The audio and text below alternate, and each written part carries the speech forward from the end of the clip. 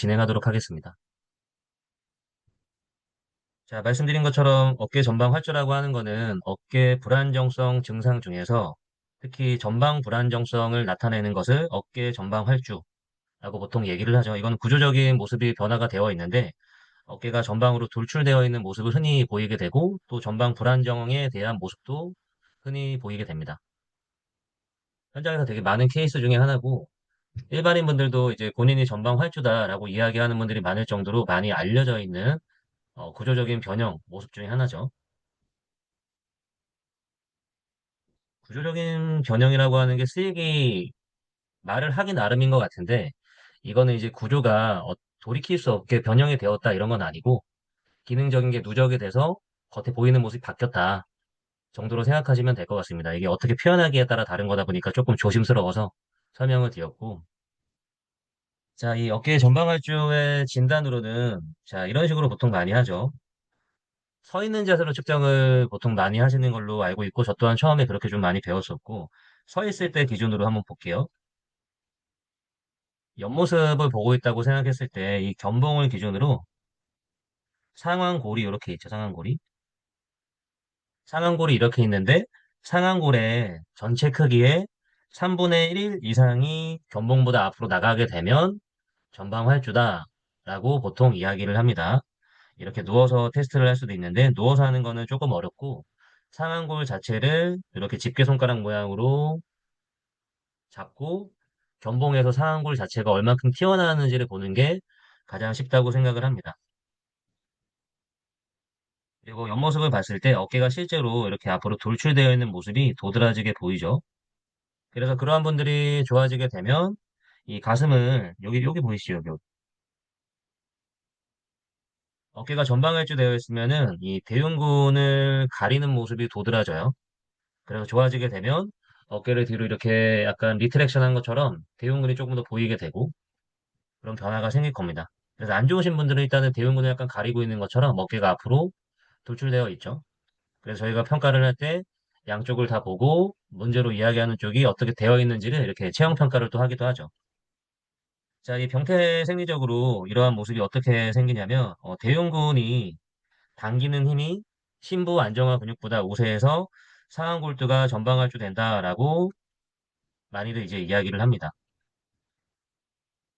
그래서 이 내재근과 외재근의 밸런스가 깨졌을 때 흔히 문제가 된다. 특히 대표적인 근육이 견갑하근, 대흉근이 많이 언급이 되죠. 또 이제 그 상완골두를 전방으로 많이 돌출시킬 수 있는 근육으로 광배근 같은 것들도 있죠. 자, 이 상완골두 전방활주의 특징을 살펴보게 되면 이거 이 논문에서 나와 있는 내용을 그냥 번역만 한 거예요. 상완골두가 과도하게 전방으로 위치하게 되는데 이런 분들이 흔히 움직임상에서 어깨 앞쪽 통증을 많이 말씀을 하십니다.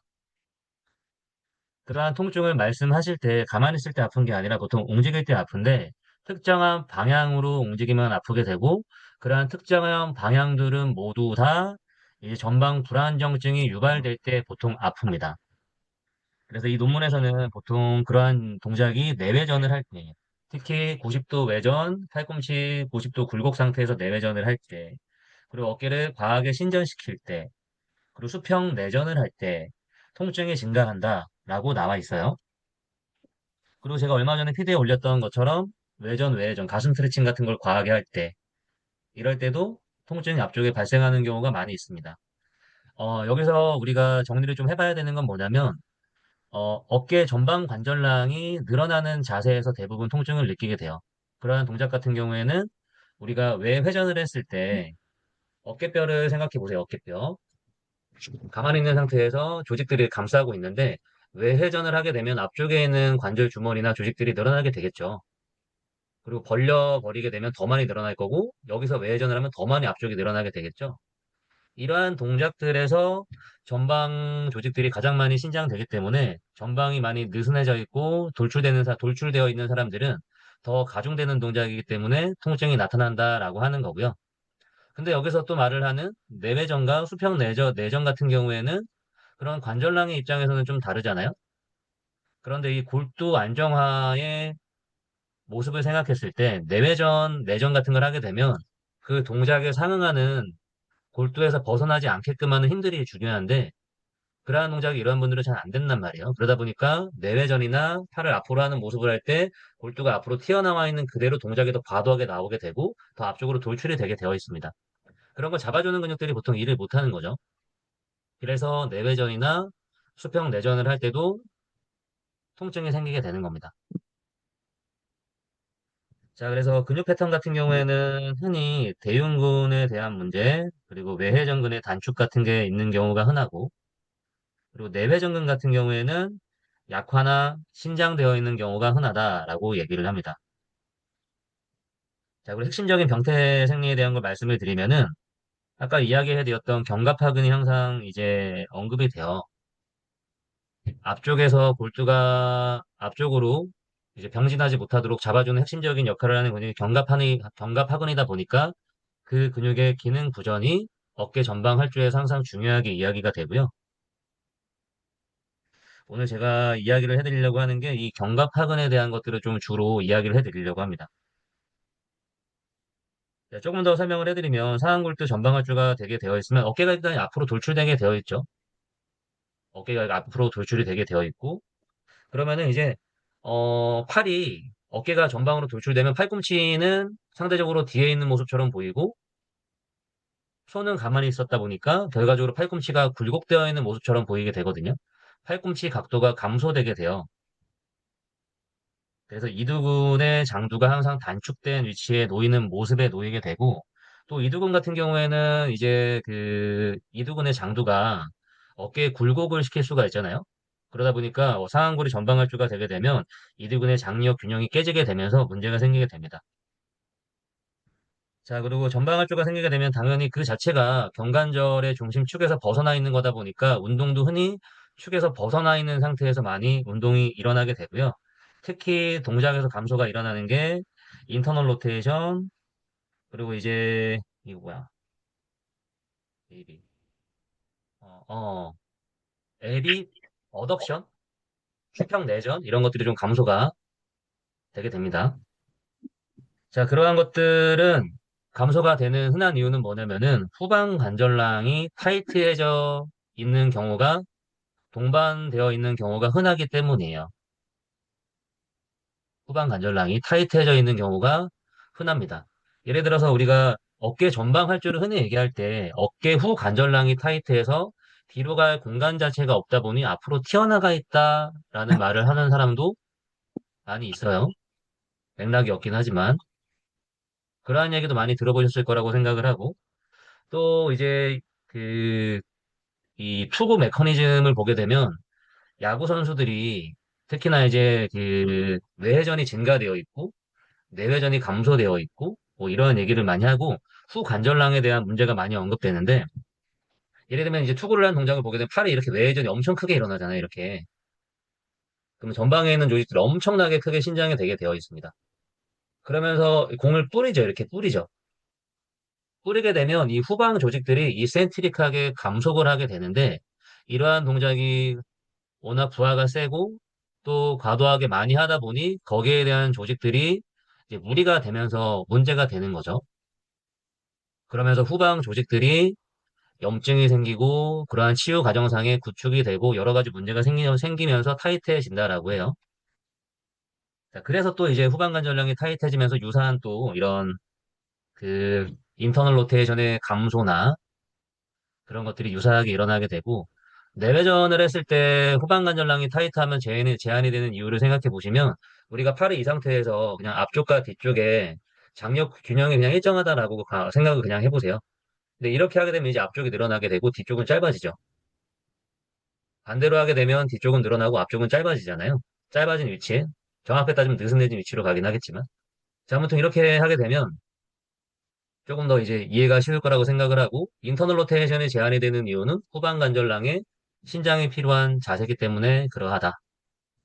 그리고 이제 야구 선수 말고 일반적으로 후방 관절랑이 타이트해지는 이유를 제가 조금 말씀을 드리고 싶은 건 뭐냐면 많은 사람들이 상완골두가 중심에서 벗어나 있고 특히 전방으로 벗어나 있는 경우가 흔히 많이 있습니다. 그러면은 이제 우리는 이제 그 중력의 영향을 항상 받게 되죠. 자세도 그렇고. 그리고 이제 상완골을 이제 그 받치는 구조나 근육들도 중력의 영향을 받게 되는데 골두에서 상완골이 벗어나게 되면 그러한 것들을 잡아주는 근육의 역할이 커지게 되죠. 예를 들면 이제 우리가 견갑골이 이렇게 있으면 어깨뼈가 이렇게 붙어, 이만 걸쳐 있다고 하잖아요. 팔꿈치, 손가락. 어깨뼈로 요만큼 걸쳐 있는 게 엄청 크다라고 해서 약간의 상방회전에 있는 게 중요하다라고 얘기를 해요. 머리, 뭐 이렇게 있겠죠. 골반, 척추. 그런데 이제 많은 사람들이 이 날개뼈의 위치 자체가 불안정해지고 특히나 이제 하방회전 되어 있는 경우가 많이 있죠. 하방회전 되어 있는 경우가. 그러면 사실은 이 상완골이 이 들어가 있는 관절와에 딱 들어가 있어서 어느 정도 관절의 모습에 의한 안정성을 얻어야 되는데 그런 게 이제 포지션이 바뀌게 되면 전부 다 근육으로만 상완골을 잡고 있어야 된단 말이죠.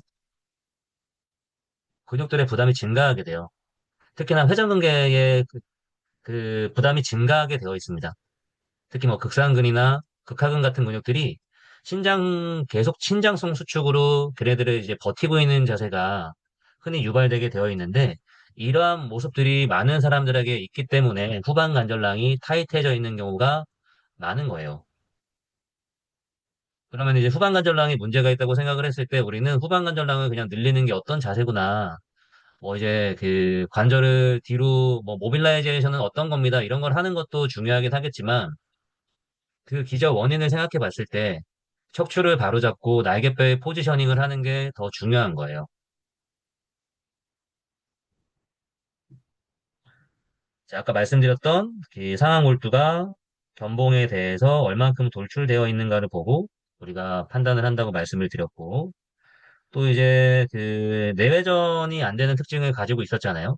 전방할주가 있으면 후방 관절랑이 타이트할 가능성이 높고 그럴 때 내외전이 감소되는 경향이 있다라고 해서 이렇게 내외전이 안 되는 분이 많고 특히나 이제 오른쪽이 내외전이 감소되어 있는 분들이 조금 더 많은 편이긴 하죠. 아닌 경우도 많이 있으니까 단정하시면 안 됩니다. 자, 그리고 이제 그 후방 관절랑의 길이 타이트해짐을 검사하는 방법은 이렇게 이제 사이드라인에서 하는 방법이 논문에서 제시가 됐고 저 같은 경우에는 이걸 그대로 슈파인으로 눕혀서 하늘 보고 견갑골을 고정한 상태에서 수평 내전을 할 수 있는 양으로 이 사람이 후방 관절랑의 타이트함 정도를 체크를 합니다. 후방 관절랑의 타이트함 정도를 체크를 할 때 이 운동선상 조금 기준으로 셜리 셜먼에서는 이 팔꿈치가 몸의 중심성 정도까지는 들어와야 이제 후방 관절랑이 정상적인 길이에 있다라고 얘기를 하는데 사실은 뭐 그 기준을 저도 사용하긴 하지만 그거보다는 사람마다 기준이 상대적이기 때문에 좌우를 비교를 해서 보시는 게 훨씬 더 좋아요. 워낙 유연하신 분들도 있거든요. 그럴 때 양쪽을 비교해 봤을 때 이쪽이 확실히 좀 차이가 나는데 좀 떨어지는데 이러한 것들을 좀 생각해 볼 수가 있죠. 자, 그 어깨 전방할주의 핵심적인 근육이 견갑하근이라고 말씀을 드렸어요. 그래서 어떤 이제 어깨 전방 불안정에 대한 모습을 보이고 제가 지금 말씀드리는 거는 불안 감정에 대한 걸 얘기를 하는 게 아니라 기능적으로 어깨가 전방으로 늘어나야 되는 동작이 일어날 때 통증이나 불편감을 호소하는 분들을 말씀을 드리는 겁니다. 그런 분들이 있을 때 저희가 평가를 해볼 만한 건 뭐냐면은 견갑하근 기능에 대한 평가고 이러한 부분이 문제가 있을 때 우리가 거기에 대한 트레이닝들을 조금 더 많이 포진시켜야 되겠죠. 그런 트레이닝을 많이 늘려면 평가가 항상 선행이 돼야 됩니다. 그냥 생각으로 하는 게 아니라. 자, 그래서 이 견갑학원에 대한 평가를 할 때 핵심적으로 하는 세 가지가 있어요. 이런 벨리 프레스라고 하는 거고, 리프트 오프라고 하는 거고, 베어 허그 테스트라고 하는 게 있습니다. 자, 보시게 되면 특징 중에 하나가 이거는 상완골 외전 정도가 요만큼 한 45도 정도. 리프트 오프 같은 경우에는 사실 뭐 외전 정도가 거의 없죠. 그리고 베어 허그 같은 경우에는 베어가 배 앞, 곰인형 안에 이렇게 앉죠. 곰인형 너무 이쁘다고 애들이 막 이렇게 앉잖아요. 자기 몸뚱아리만한 거만 이렇게. 이게 그래서 이 베어 허그 테스트라고 얘기를 해요. 근데 이제 이러한 검사들 모습을 보이게 되면 벨리 프레스나 뭐 리프트 오프 같은 경우보다는 베어 허그 자세가 일상생활에서 조금 더 이제 많이 하는 자세죠. 뭘 안을 수도 있고 뭘 들어야 될 수도 있고 그렇기 때문에 조금 더 기능적인 위치에서 하는 평가라고 볼 수가 있습니다. 자, 이런 스페셜 테스트를 할 때 중요한 것이 있는데, 이제 검사들은 되게 많아요. 근데 이제 많은 분들이 이 민감도 특이도에 대한 기준을 잘 모르고 있을 거고, 룰아웃이라고 하는 것에 대한 그 개념이 없는 분들도 많이 있는 것으로 알고 있습니다. 그래서 제가 어떤 식으로 생각을 하고 있는지 좀 말씀드리고 싶은데, 우선 민감도 특이도 이런 거 많이 들어보셨죠? 스페셜 테스트를 보게 되면 이러한 것들이 항상 함께 언급이 됩니다. 그냥 이건 어디 검사해요 라고만 하는 게 아니라 민감도, 특이도 몇 프로 이런 식으로 나오게 돼요. 자, 민감도는 뭐냐면은 그냥 제가 그 좀 쉽게 이해를 시켜드리면 민감도가 높은 검사다라고 얘기를 하면은 민감도가 높은 검사 이꼬르 그냥 센 검사예요. 민감도라는 단어의 어감 자체가 약간 민감이란 단어의 느낌과 비슷하죠. 민감도가 높은 검사다. 그러면 그냥 이 검사는 센 검사다. 부하가 센 검사다라고 생각하시면 되겠습니다. 특이도가 높은 검사다라고 하면 특이도가 높은 검사는 그냥 약한 검사다. 반대로 생각하시면 돼요. 약한 검사. 다시 민감도가 높은 검사는 센 검사. 특이도가 높은 검사는 그냥 약한 검사예요. 자, 민감도가 높은 검사. 부하가 상대적으로 센 검사는 어떨 때 활용을 하는 거냐면은 아무래도 부하가 세다 보니까 이런 테스트를 했을 때 문제가 조금이라도 있더라도 양성이 나올 확률이 굉장히 높아요. 그래서 이 검사는 느낌과 다르게 그 검사에서 회원이 불편해한다라고 했을 때, 어떤 문제가 딱 있네요. 라고 얘기를 하는 게 아니라 오히려 반대로 활용을 하시는 거예요. 센 검사에서 문제가 안 나와? 여기에 해당되시는 분이 아니구나. 라고 보시는 게 정확한 활용을 하시는 거고, 그래서 이걸 배제용 검사, 룰 아웃 검사 이렇게 얘기를 하는 겁니다. 자, 그리고 특이도가 높은 검사다라고 하면은 특이도는 그냥 약한 검사라고 했잖아요. 근데 약한 검사에서 양성이 나와요. 아파에. 그러면은 이거는 약한 검사에서 아파하다니 엄청 안 좋네. 그래서 이거는 명확하게 문제가 있구나. 라고 볼 수 있고, 그래서 확진용 검사다. 룰인 검사라고 보실 수가 있습니다. 자, 그래서 이제 검사를 하실 때 여러 가지 뭐 회전근개 검사든 오늘 하시는 견갑학은 평가, 전방할주가 있을 때 해볼 만한 세 가지 검사가 있는데 검사를 할 때는 항상 민감도가 높은 걸 먼저 하시고 그런 다음에 특이도가 높은 검사를 하시면 됩니다. 민감도가 높은 검사는 센 검사라고 했죠. 센 검사를 먼저 하시고 특이도가 높은 검사를 하시면 돼요. 자, 그렇게 하시는 이유는 뭐냐면은 센 검사를 해서 이제 나왔어요. 문제가 거의 양성으로 진단될 확률이 굉장히 높거든요. 민감도가 높으면. 거의 대부분 아파하니까. 근데 거기서 끝내서 딱 어떤 질환이 있다, 의심이 된다, 이렇게 끝내면 안 된다라고 했죠. 그걸 하고 나서 약한 검사, 특이도가 높은 검사를 해보는 겁니다.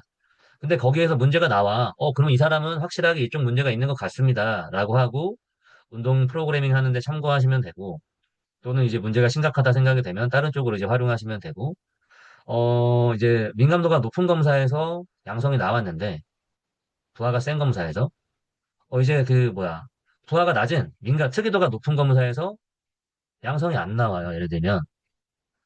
예를 들어서 오늘 한 이런 견갑학은 3종 세트에서 양성이 안 나와. 그러면 사실은 똑같은 평가가 지금 견갑학은 평가로 제시된다 하더라도, 그러한 동작의 다른 문제 때문에 아플 가능성도 많이 있거든요. 그렇기 때문에 조금 더 다른 방향으로 생각을 해보셔야 됩니다. 그렇게 될 때는. 이해되셨죠? 그래서 민감도가 높은 검사를 먼저 하고 나서 특이도가 높은 검사를 해서 우리가 이걸 가지고 조금 확장적으로 바라볼지 아니면 다른 문제가 있는지 생각해 볼지를 이 순서대로 해야 결정을 할 수가 있게 됩니다. 자, 오늘 하게 될 우리 이 리프트오프 그리고 벨리프레스 베어그 이 평가의 민감도 특이도의 기준은 이 논문 기준으로 얘기를 한 거고 근데 이런 민감도 특이도는 논문마다 조금 달라요. 참고를 하시면 될 것 같고 자, 그래서 민감도가 높은 검사는 베어그 검사가 가장 높네요. 그 다음 벨리프레스, 그 다음 리프트오프. 특이도가 높은 순서 같은 경우에는 리프트오프가 가장 높고 벨리프레스, 그 다음에 베어허그 순으로 진행이 됩니다. 자, 우리 약한 검사는 우리가 특이도가 높은 검사, 약한 검사 같은 경우에는 어떨 때 활용한다고 했죠? 이 문제가 있네. 이렇게 약한 검사에서 문제가 나온다고? 확진용. 그리고 이렇게 센 검사에서도 문제가 안 나와. 그럼 이 문제가 아니네. 그래서 민감도가 높으면 배제운 검사라고 아까 말씀드린 내용 다시 한번 짚어드렸고요. 자, 이 베어그 테스트, 저희가 민감도가 높은 검사부터 하나씩 설명을 드리려고 해요. 이 베어그 테스트 같은 경우에는 이런 식으로 진행을 합니다. 처음에는 반대쪽 어깨에다가 손을 딱 올리는 거예요. 손바닥을 딱 이렇게 올리고, 팔꿈치는 몸 앞쪽에 위치를 하게 되고요. 평가하시는 분이 이 손을 들려고 하시고, 팔꿈치는 이제 내리려고 하게 되면 조금 더 힘이 가해지게 됩니다.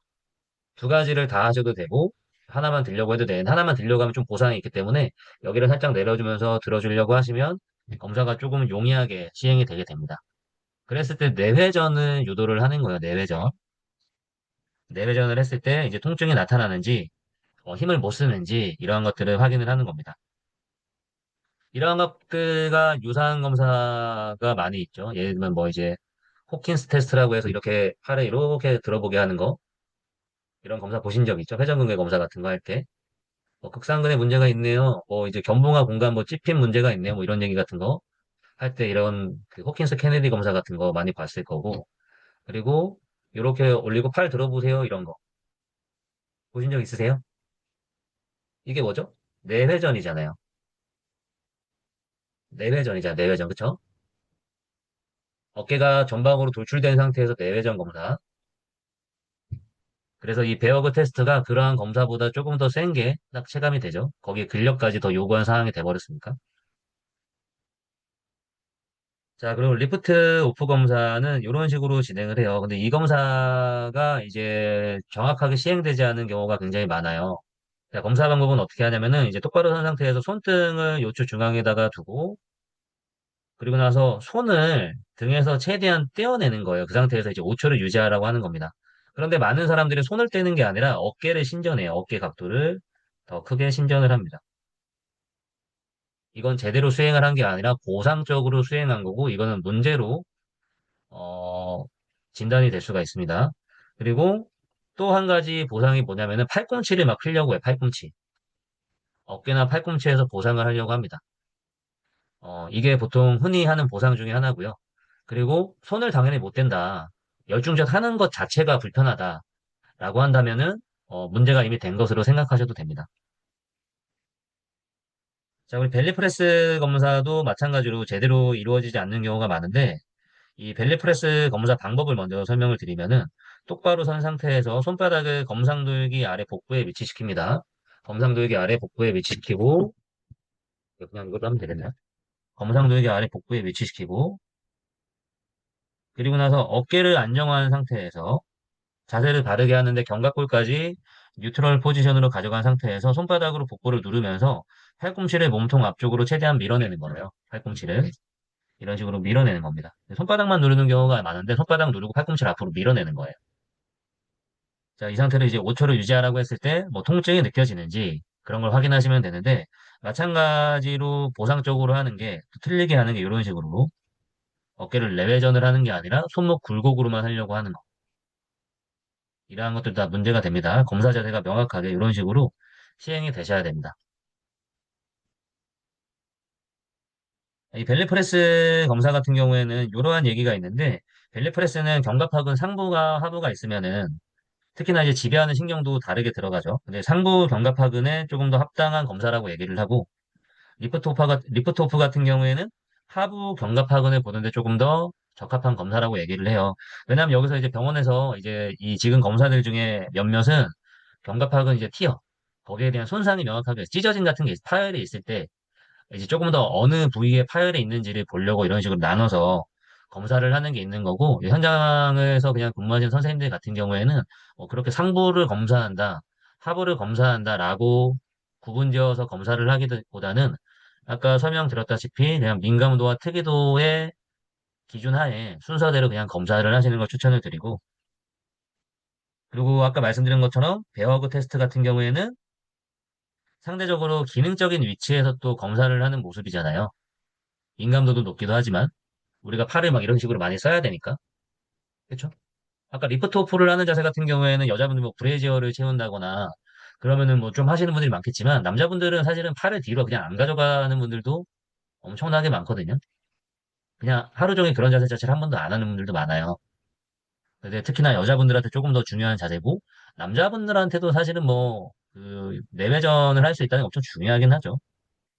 그래서 뭐 사실 뭐 다 기능적인 검사긴 한데 그중에서 가장 기능적인 위치에 쓰이는 걸 생각하면 일상적인 동작이 팔이 몸 앞에서 하는 거 많다 보니까 베어그 검사가 가장 기능적인 검사다라고 표현을 그냥 한 겁니다. 자, 그래서 검사를, 이 정리를 가볍게 해드리게 되면, 전방할주를 얘기를 하게 되면, 이 전방 불안정성을 막아주는 견갑하근에 대한 것을 언급을 안 할 수가 없고, 견갑하근에 대한 평가 같은 경우에는, 이런 식으로 세 가지를 할 수가 있는데, 세 가지를 진행을 할 때는 민감도가 높은 순서에서 먼저 진행을 한다. 베어그, 리프트 오프, 벨리 프레스. 이런 식으로 진행을 하시면 되겠습니다. 그리고 나서 여기에 대해서 명확하게 견갑하근에 대한 기능이 떨어진다라고 한다면은 그러한 이제 로컬 머슬 훈련을 통합 운동 전에 먼저 진행을 하고 우리가 이제 그런 거 많이 하시잖아요. 선생님들 분절 같은 거 운동하는 이유가 뭐예요? 척추 분절 운동 같은 거 하는 이유가 뭐냐면 너 여기 명확하게 다룰 수 있는 사람이야? 이런 걸 보는 거죠. 마찬가지로 내회전 근만 운동한다라고 생각할 수 있지만 특정한 관절을 움직일 때 뭐 한 가지 근육만 쓰이진 않잖아요. 여러 가지 근육이 복합적으로 일을 하면서 만들어내는 건데, 그러한 생각하에서 너 견갑골 고정하고 이 어깨 관절만 사용할 수 있어? 그거 왜 보는 거야? 어깨 관절을 특정 이상 사용하지 못하면 다른 관절을 보상하니까 보는 거지. 그러한 생각을 해서 분리훈련, 곡소 근육훈련을 뭐 이런 운동이 좋다 나쁘다 하는 얘기가 많이 있는데, 일단은 분리 조절이 안 되는 건 무조건 다 문제예요. 가동 범위가 안 나오는 것도 마찬가지고요. 그러한 것들을 누군가가 보상을 하게 되고 보상을 할 때는 항상 특정 관절 근육들이 과도하게 일을 하게 되고 그러한 것들이 손상을 누적시키고 그러한 문제로 인해서 어떤 질환이 발병이 되는 거기 때문에 당연히 이러한 것을 평가하고 훈련을 하는 것은 중요합니다. 가끔 그냥 뭐 중립척추에 통합훈련을 하면 다 될 거라고 생각하는 분들이 있는데 되는 사람만 되는 거예요. 되는 사람만. 자, 그래서 오늘 강의는 이렇게 설명을 드렸고 한 가지 좀 더 말씀을 드리고 싶은 게 있는데 잠깐만요. 여기서 이제 한 가지 조금 더 말씀을 드리고 싶은 게 있는데요. 잠시만요. 이게 안 되네. 다른 거 하나만 조금 말씀드릴게요.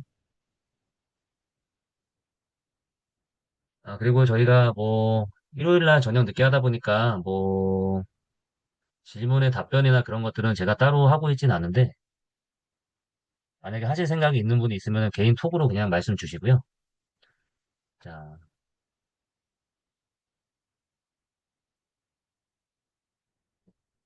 어, 화면 공유. 저희가 제가 이제 다음 주 강의 공지 하나 드릴게요. 19일 날은 호흡 강의를 하고 26일 날은 제가 어깨 경추 강의를 해요. 근데 이제 어깨 강의에 대한 게 제가 아직 내보는 모집 중인데 간략하게 어떤 식으로 진행하는지 조금 보여드리려고 하는데 우선은 어깨 강의에서 이거는 전부 다 여기 있는 걸 하진 않지만은 기본적으로 안정성과 가동성에 대한 기본 평가는 당연히 하게 됩니다. 요즘에 많은 분들이 근거 기반이라고 해서 질환에 대한 것들만 뭔가 살펴보려고 하는데 가장 운동 전문가의 기본은 이번에 가동 범위가 제한되어 있는지 아닌지 안정성에 결함이 있는지 아닌지 이러한 것들로 운동 프로그램이 충분히 다 정리가 되거든요. 그렇기 때문에 어떤 운동을 해야 되는지 보기 전에 이런 기본이 중요합니다. 그래서 어깨 강의에서 기본적인 근육의 길이 검사, 뭐 이제 상태 검사, 안정성 검사 같은 게 전부 다 진행이 되고요. 그리고 이제 뭐 이거는 다른 것들도 있긴 하지만 운동 같은 경우에도 잠시만요. 운동 프로세스 같은 경우에는 제가 현장에서 제가 어떤 식으로 평가를 하고 진행하는지를 이런 식으로 다 정리해 놨거든요. 그래서 이러한 내용으로 진행하는 강의다라고 생각을 해주시고 들으시면 특히나 이제 필라테스나 헬스장에서 근무하는 선생님들 같은 경우에는 이제 많은 도움이 될 거라고 생각을 하고 있으니까 4월 26일 날 혹시 관심 있는 분들은 요강의도 한번 또 말씀 주시면 어, 좋을 것 같습니다.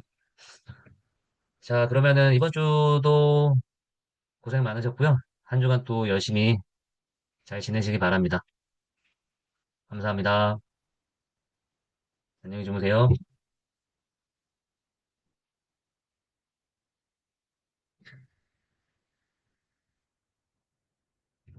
네, 감사합니다. 네, 감사합니다.